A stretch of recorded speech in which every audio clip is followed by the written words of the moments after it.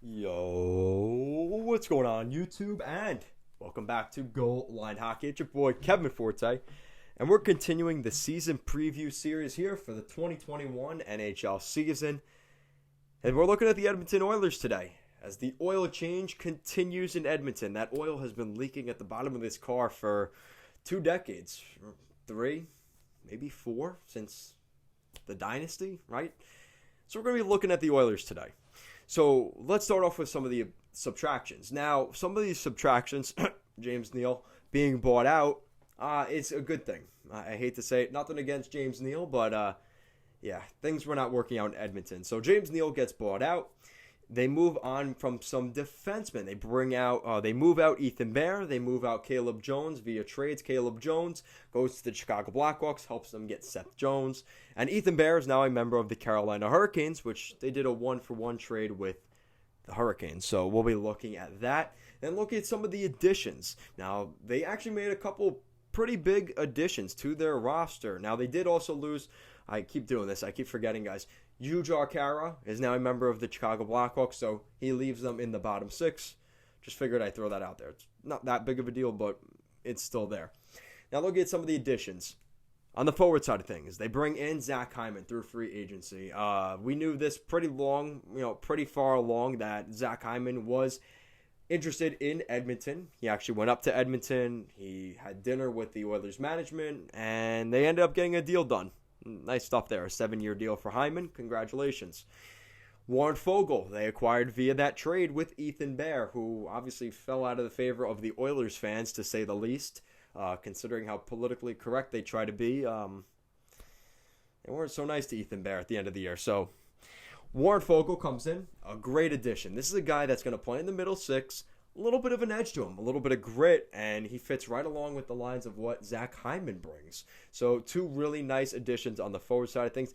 Not necessarily going to help them with the scoring thing. I think Zach Hyman just playing with a guy like Austin Matthews just put up more points. But again, he's going to be playing potentially with McDavid or Leon Draisaitl. So it's probably going to be similar numbers, right? And then the defense. They made some interesting moves defensively, and I don't think they're done yet. And they may use some internal additions as well. So you bring in Duncan Keith with that trade where Caleb Jones goes to Chicago. They bring in Duncan Keith. He's closer to his son, who is in a hospital. So Duncan Keith comes in. Cody Ceci comes in through free agency. I did not like that signing one bit. He kind of replaces Adam Larson on the right side, but definitely a downgrade from Adam Larson, in my opinion. And then in between the pipes, they bring in Alex Stalock. Yes, they kept Mike Smith. Yes, they kept Mikko Koskinen. So it's one of those things where I was like, oh, come on. You couldn't get Braden Holtby again. You had a second swing at Holtby. He ends up going to Dallas. So Alex Stalock comes in. I don't know how much he really helps, but he's depth. And he's played with the San Jose Sharks. I believe he was with the Minnesota Wild last year. So he has some NHL experience under him. In the event / potentially when Mikko Koskinen or Mike Smith gets hurt, they can put in Alex Stalock. I'm not a fan of the goaltending still. I think that's one of the weaknesses of the Oilers is their goaltending. And you could thank Peter Chiarelli for that nice little Mikko Koskinen housewarming gift that he left on the way out. So other than that, the Oilers, I got to admit, I like Hyman. I like Foegele. They gave a lot of money to Hyman, but as a player, I do like Hyman. Same thing for Keith. I like Keith as a player.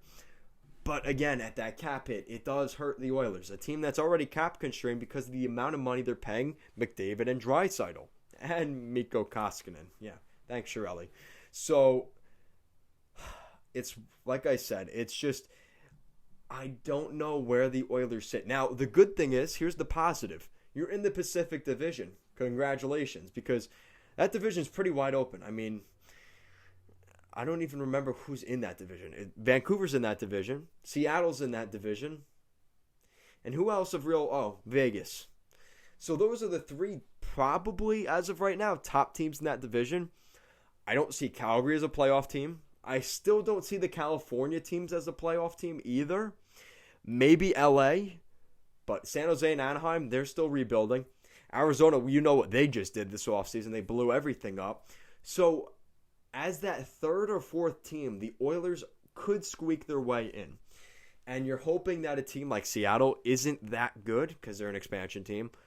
Or you're hoping that, because I think Vancouver and Vegas are good. I think they're not that they're locks in that division, but I like them a lot better than the other teams in that division. And I'm more confident in that.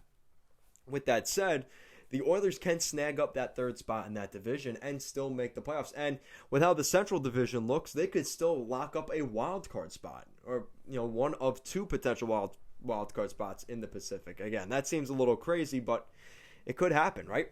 So I have the Oilers making the playoffs, and it is the Pacific Division.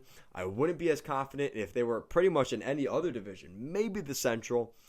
But in the Pacific, I'm pretty confident the Oilers will make the playoffs in 2022. So Connor McDavid will indeed be back in the postseason. Will they get bounced in the first round? Hopefully not, but we'll have to wait and see what happens. So let me know what you guys think in the comment section down below. What do you think of the Edmonton Oilers offseason? Re-signing Nuge, bringing in Zach Hyman, Warren Fogle, bringing in some veteran presence in Duncan Keith. Is this enough for the Oilers to take that next step? And we know that Connor McDavid in the press conferences at the end of the season was frustrated. He said, listen, it's every year, but he said, we're right there. The margin for error is so small. Maybe these additions are enough for the Oilers to get there. So thank you so much for watching this video. If you guys like what we're doing here at Goal Line Hockey, want to see the latest news around the NHL and more videos just like this one, make sure to give this video a big thumbs up and an even bigger subscribe down below. And as always, guys, thank you so much for watching this video, and I will see you guys next time.